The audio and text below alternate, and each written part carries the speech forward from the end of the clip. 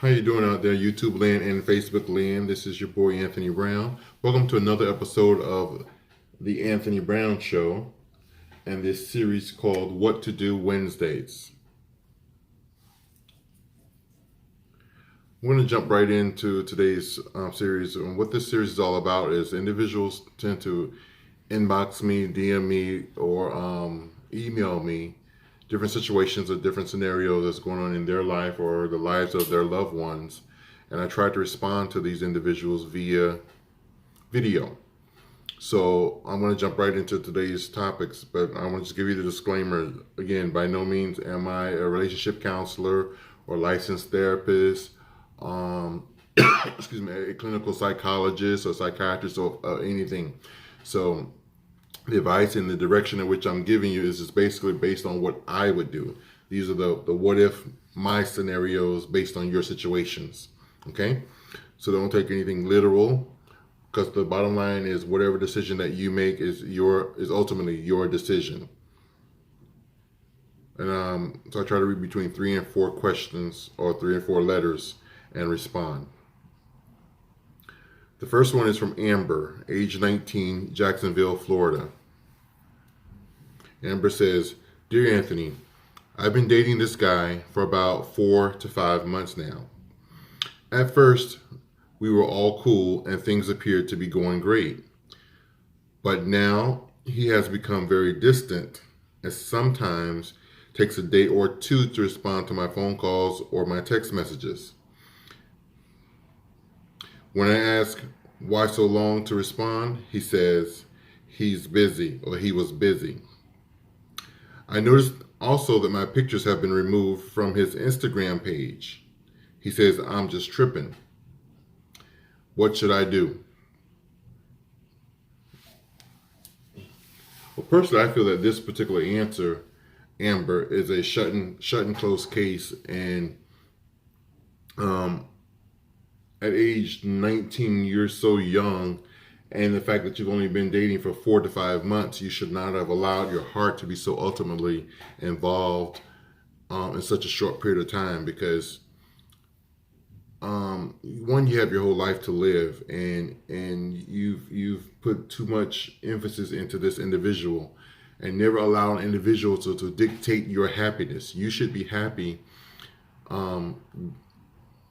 first. Make yourself happy. Happiness comes from within, first and foremost.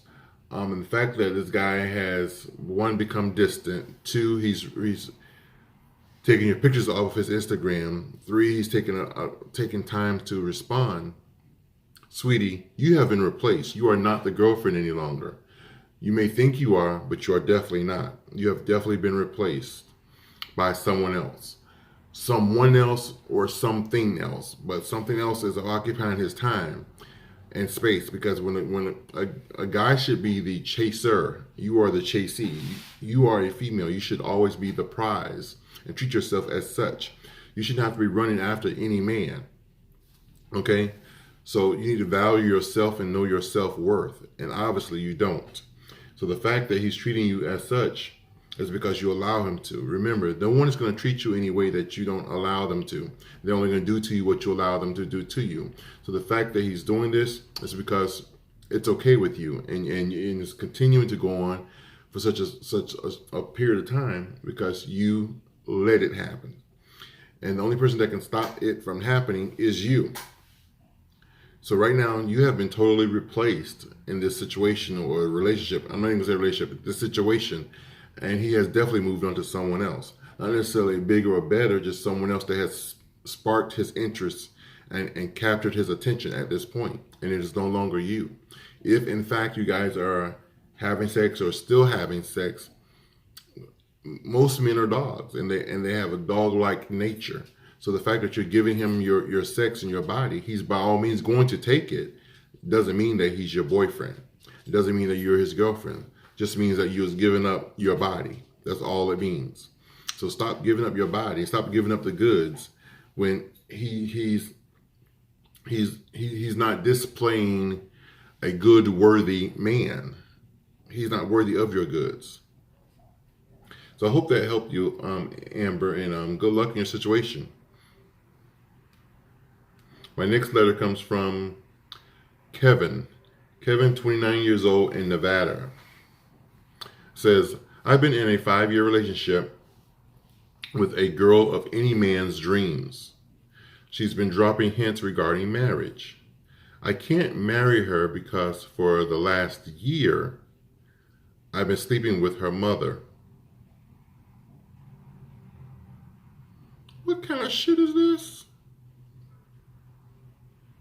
Let me read this part again. She's been dropping hints regarding marriage, the girlfriend. And he's been in a 5-year relationship with her. And she's been dropping hints regarding marriage. I can't marry her because for the last year, I've been sleeping with her mother. That's what I thought I read. By no means do I want a relationship with the mother, but the mother has threatened to tell everything if I stop having sex with her. Oh my God.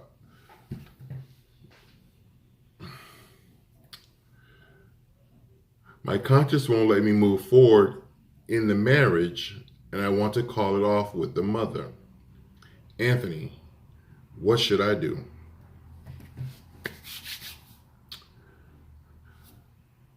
Oh my God. My YouTube family and my Facebook family, I'm definitely going to need your input on this situation. So I need you guys to help me with this one, because I'm not really sure 100% or if I'm going to even give the right advice. But I definitely want you guys to comment below to let me know what you would do in this situation, or what do you think Kevin should do in this situation, because this is a sticky situation. First and foremost, the fact that you slept with the mother should not have ever happened. You should not have, at a 29-year grown-ass man, you should not have allowed that to transpire or take place or happen, regardless of the situation.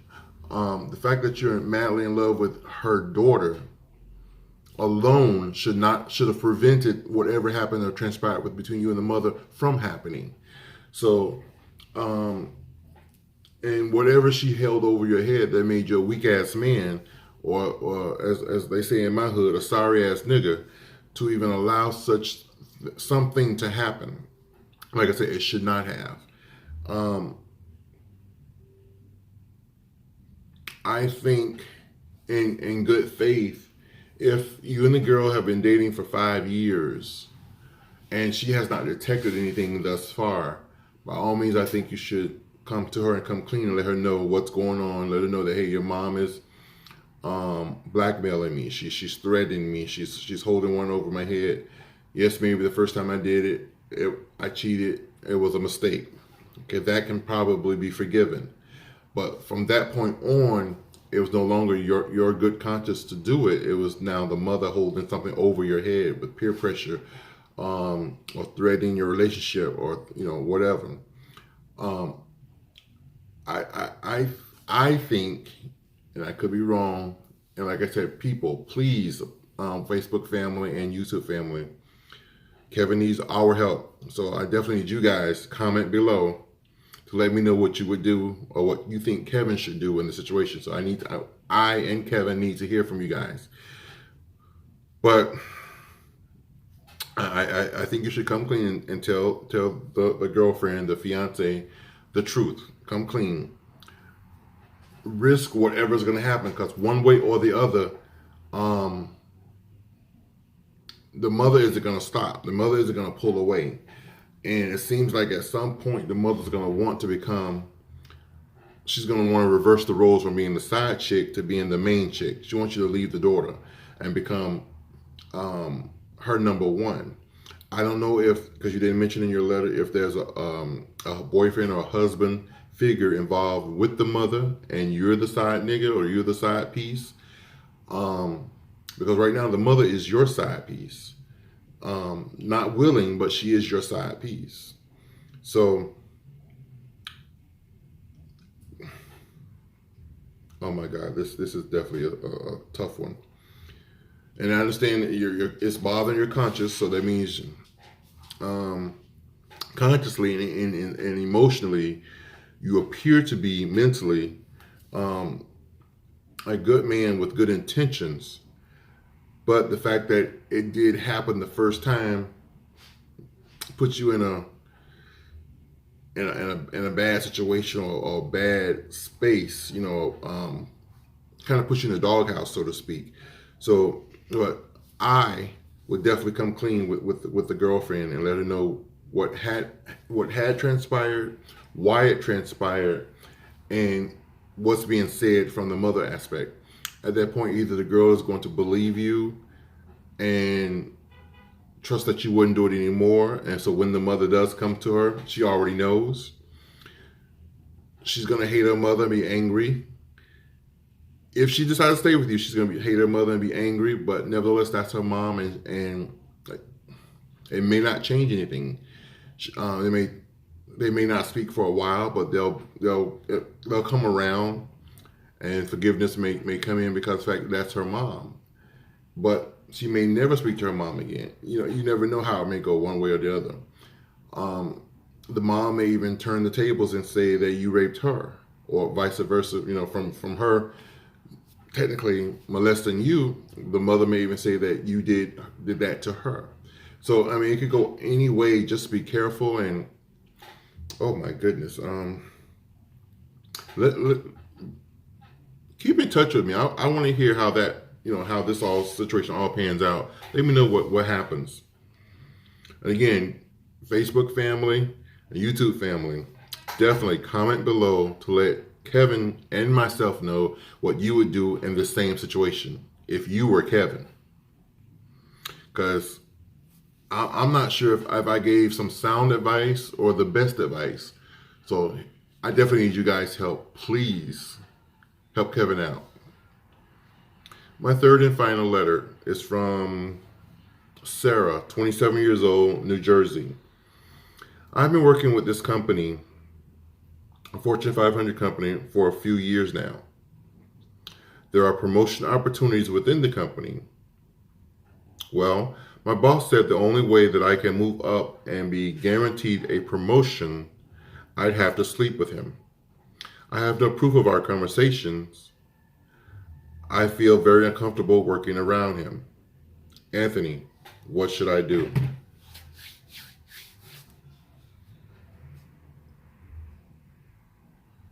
Believe it or not, I see this type of thing happen in corporate America on a regular basis. Doesn't make it right, and it definitely is not right. But I see it happen so often. I don't like it. It's not right, but it does happen, and I've seen so many individuals, male and female, get in their higher position because of whom they slept with. It's not always who you know. Sometimes it's who you blow, and unfortunately, that's how the cookie crumbles, or that's how the world turns. The good old boy system. I look out for you, you look out for me. You do this for me, I'm gonna do this for you. I sleep with you, you and you, or you and your homies. Then I'm gonna get this position, or this raise, or these hours, or these special privileges. So unfortunately, it does happen in corporate America, which again, it does not by no means make it right. And I'm not even justifying it or making excuses for his behavior, because he is totally out of line, very disrespectful to you and to the company and to whatever relationship he has back at home, if he even have one. But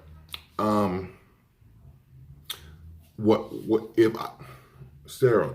If I were you, Sarah, a female, what I would do is, I don't know, I would wear a mini tape recorder or something when I'm in his presence. Because if he's making you feel uncomfortable, then he's not just, I don't think maybe he's just around you. I think he's saying things or doing certain things. So if you could record that some kind of way to have some type of proof, because if you were to go take it to higher management or personnel, or like in the police department, they have an internal affairs department. But if you take it to someone or corporate level higher, whomever you take it to, they're going to want some type of proof, because he or she being in management, he being in management or being in upper management, more than likely his word might outweigh yours, unless there may be other individuals in the office that he has also approached in the same or similar way. So there's safety in numbers if you all can come together and file a grievance or complaint, or bring something to a higher level of attention. So that may even work. The safety in numbers, with if more than one person is coming forth, then there's more, what's the word I'm looking for? It'll have more of an impact on what you're seeing, and more believable. So again, I would have a mini tape recorder or something and record this motherfucker and try to get some proof that he, is saying what he's saying or doing what he's doing. Wear a mini recorder or something to get some proof, because at that point, not only will you have the opportunity to probably move up in the company, but at the same token, you can also sue the company, because now you have proof, because he in management represents the company, not just himself. So when you at that point, you can possibly sue. But also at the same token, where it could also hurt you, which again, no means am I justifying what he's doing or his actions, is once you snitch and go back and tell and make a big fuss or a big ruckus, if there are other managers in upper management that are doing the same thing, now they're going to frown upon you as an individual, as one who runs their mouth and create ruckus or create a hostile situation. And they may, although he may get fired, terminated, or whatever, and you sue the company, now that makes it hard or difficult for individuals to want to work with you. So on the flip side, another thing you can do is possibly just find employment elsewhere. I'm not saying let this man run you from your career or run you from your job, but the fact that while he's there or when he's there, it makes you uncomfortable, to find comfort and peace within. Seeking employment elsewhere might be an opportunity, or another division or another department or another floor. I don't know, is your building so big, like you're on multiple floors and he's on, let's say, the 6th floor, and you can move to the 8th floor in another department, another position. But you need to get as far away from this man as possible. And maybe if you move into another department, you can move up. But if it's a small company, well, you said it's a Fortune 500, so it's not a small company. Yeah, so you would definitely have to get as far away from this individual as possible. But I hope that information helped you and was kind of helpful to you. And again, in this same situation, family, Facebook family and YouTube family, I'm going to need you guys, please help me out on this, please. Because like I said, I see this so many times in corporate America, which is definitely not right. But I need you guys to comment below and let me know what you would do had you been Sarah, or if you were Sarah, to help Sarah out. Because again, I gave the advice for me, but we want to hear from you to since we're all family, let Sarah know what you would do. Okay? And for you guys that are visiting for the first time, by all means, right down here, hit that little red button that says subscribe. I would greatly appreciate it. Hit the red subscribe button until it turns gray. Once it turns gray, a button is going to pop up. Hit the button. Hit the little bell. That's a notification. And what that does is every time I post new content, you'll definitely be notified immediately once new content is posted. On this other side over here, right down there, there's a little thumbs up. Click the thumbs up until it turns blue. What that does, that lets me know that you value what I'm doing and what's going on over here on the Anthony Brown Show, and at least this segment, this episode, and I'll continue to do what I'm doing. In the very center of the screen right there, there's a share button. Click the share button.